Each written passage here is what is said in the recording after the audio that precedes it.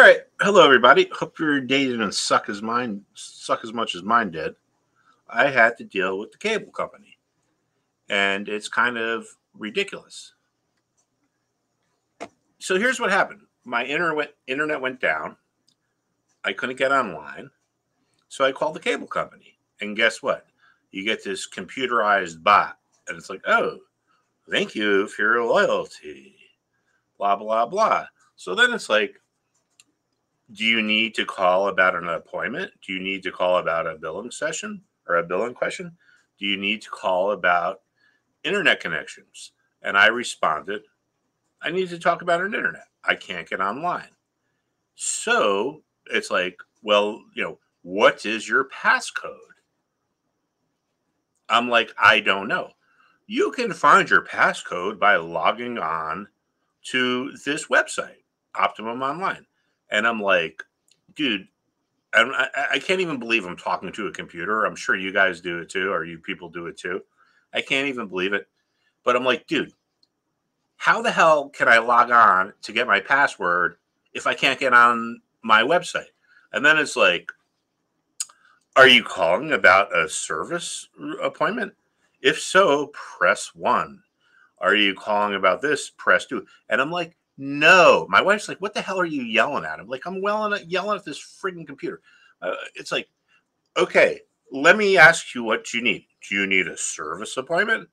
No. Do you need to get online? Yes. What is your passcode?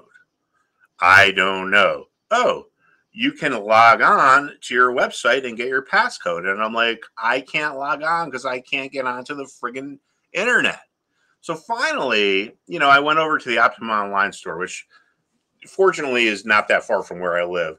But it's almost like a comedy show. It's almost like a Seinfeld episode, right? Now, most of you people who are listening to me probably aren't old enough to remember Seinfeld, but it's like, come on, I can't get onto internet. And the way you're telling me to get onto the internet, I need a password, which I need to log on to the internet to get the password. So finally, I went over to the Optimum Online store, which is fortunately is not that far from here. It's only about 10 minutes. And I told some of the guys there, I'm like, oh, you got to be kidding me with this. It's like I can't get a real life human being on the phone. And they kind of laughed. They thought it was funny. I'm sure they've seen it before. But anyway, I've made the decision that I'm getting rid of Optimum Online. Finally came back on. So what I've decided to do is to check out Optimum Online stock. And let's go through this. Let's go through a little trading lesson. Oh, gee, look at that. The stock has gone down. Oh, there's a shock. And believe me, everybody, this is the first time I'm looking at this. So this is Altice, ATUS. This is the company that owns Optimum Online. So first thing I want to talk about is, like we usually do, the technical analysis aspect of a stock. And you see these things in any stock. And in the institutional trading world, this is what we look for. This is what we're looking at. We don't care about dumb things like Fibonacci and Elliott wave, blah, blah, blah. All right, so as a trader, I'm looking at this chart. What do I see? Let me go to year to date just to kind of keep it, more close. Oh, okay. What do I see here?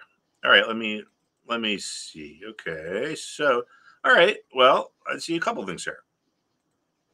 One of the principles we always talk about at stockmarketjobber.com is how levels that were levels that were resistance could become support.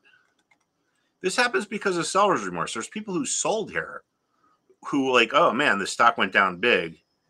I made a good decision, but then guess what? And this is probably the 350 level. All of a sudden, the price got above it. And a lot of the people who sold are like, wow, this sucks, man. I want to buy my shares back, but I'm only going to do so if I can get them at the same price I sold them at. So you get this phenomena of what was resistance converts into support. All right. That could be happening now. If it doesn't convert into support, well, there's a chance we go lower. Resistance can become support because if you have enough remorseful sellers placing buy orders, it becomes support. All right. Support is a level where there's more than enough demand to absorb all the supply. Now, if it doesn't become support, and maybe it will, maybe it won't, it's still kind of too early to tell. This is a little bit of a reversal pattern.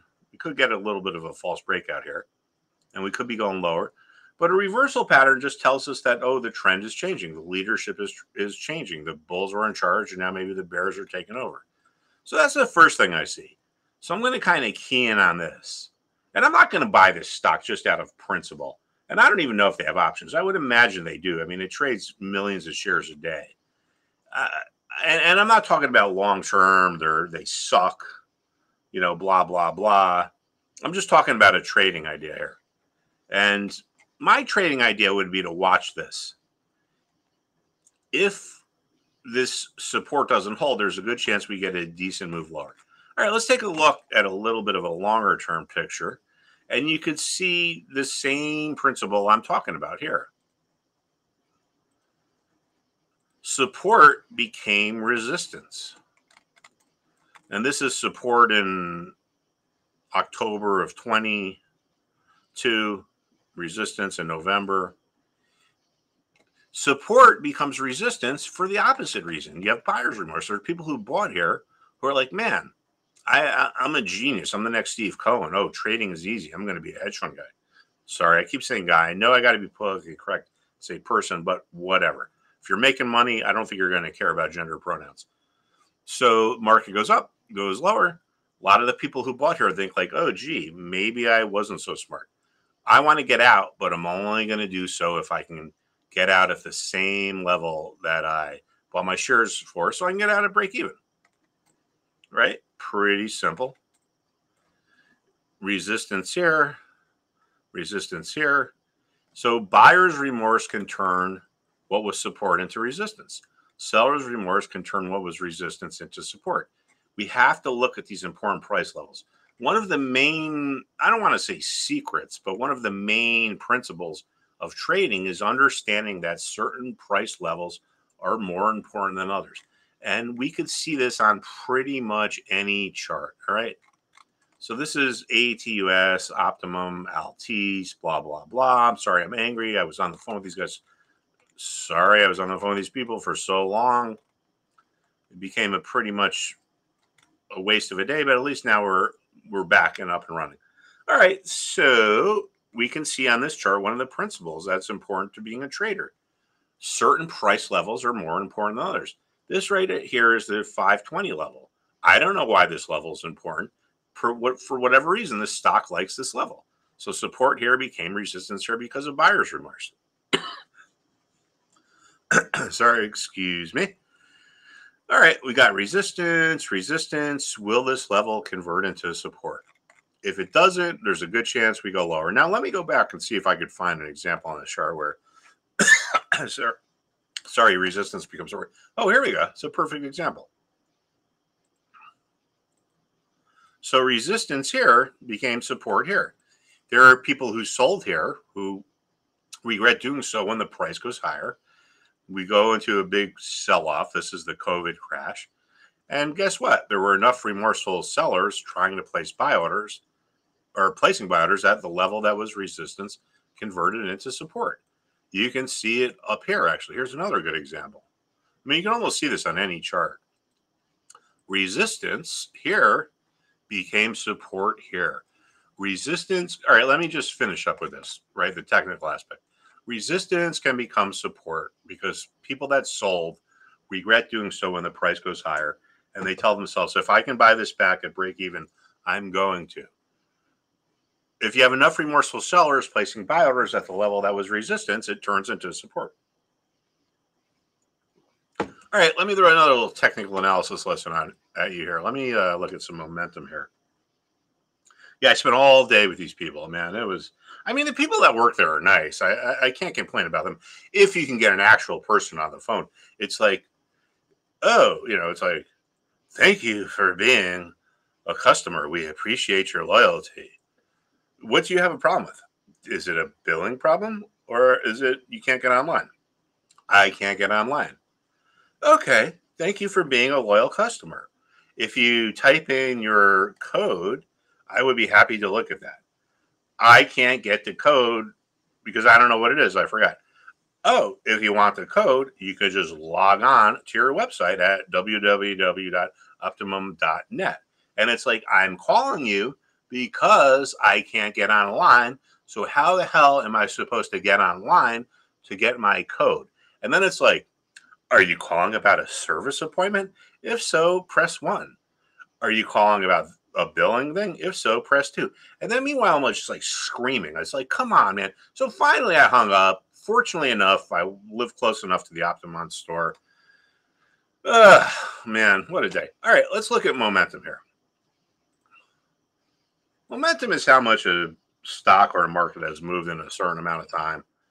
Most of the time, a stock is, or I'm just going to go with stock because that's my kind of go-to, but it could be any market, crypto, bonds, whatever you're trading, commodities.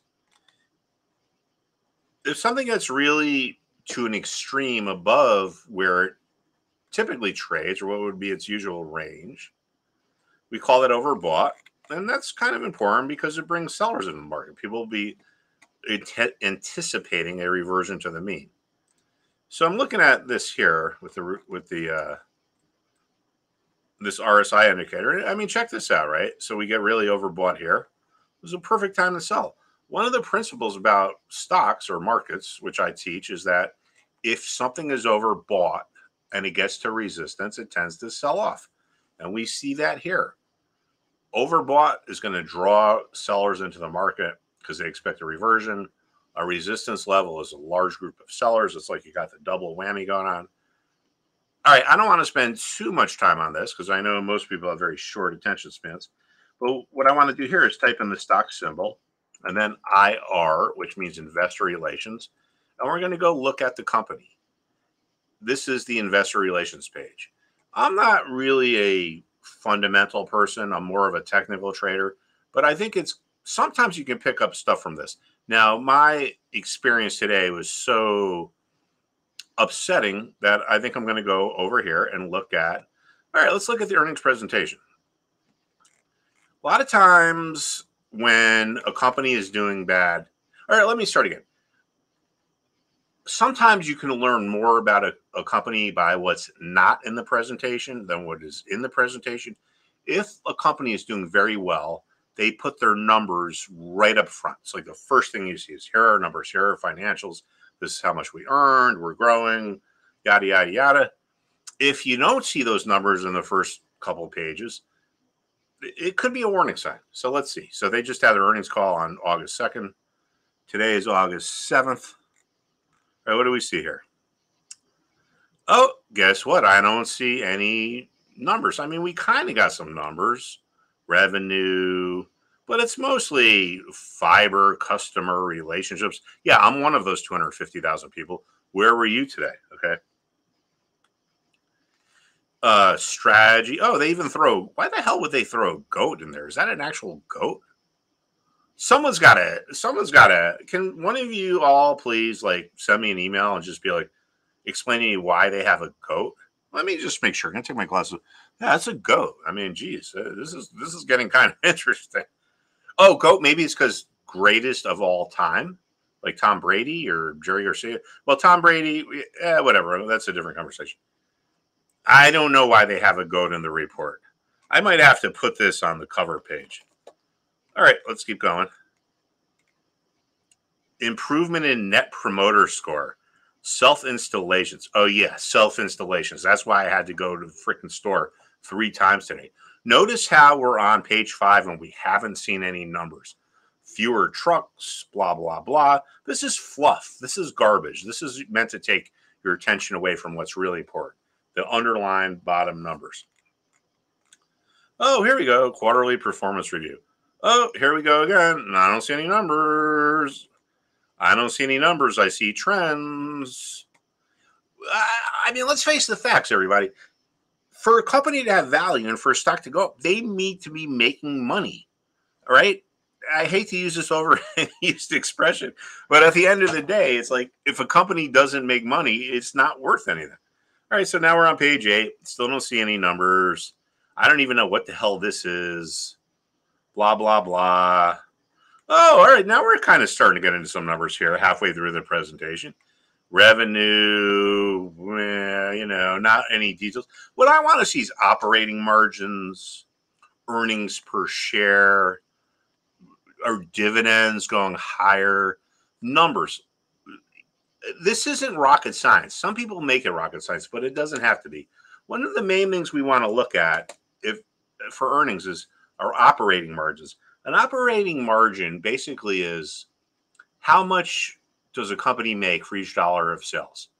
At the end of the day, once again, I'm using that overused expression, but after all the expenses are done and said, everything is factored in, your operating margin is how much you make per dollar of sales. If you have a 5% operating margin, well, for every dollar of sales, you make 5 cents.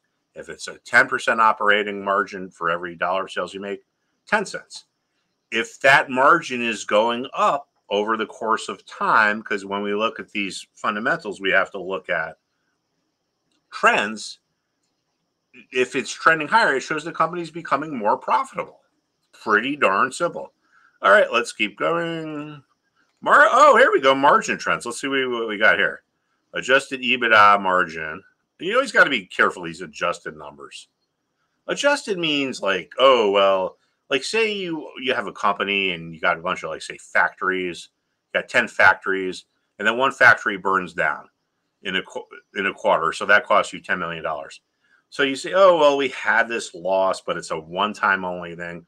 So here are real numbers. But if that factory didn't burn down, here are adjusted numbers. Let's just assume that never happened. It's a one-time anomaly. So I get very skeptical or suspicious when I hear about adjusted. Okay, still not impressed. CapEx to support network evolution, blah, blah, blah. Free cash flow, to me, that looks like it's going down, blah, blah, blah. Now here you got like some woman doing a selfie with what I assume is her daughter. They look very happy. They got very nice, clean teeth.